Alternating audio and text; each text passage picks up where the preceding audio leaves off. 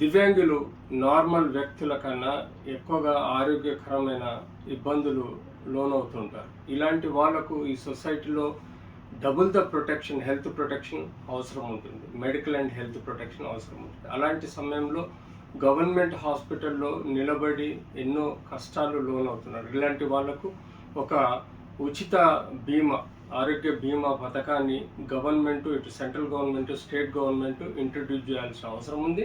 వాళ్ళకు సమృద్ధిగా, ధైర్యంగా, ఇండిపెండెంట్గా ఏ హాస్పిటల్కైనా వెళ్ళి వారి యొక్క ఇన్సూరెన్స్ కార్డు ద్వారా ఉచితంగా వైద్య సహాయం పొంది వారు వారి కుటుంబాన్ని కాపాడుకునే విధంగా వ్యవస్థని తీసుకురావడం ఈ గవర్నమెంట్ రెస్పాన్సిబిలిటీ.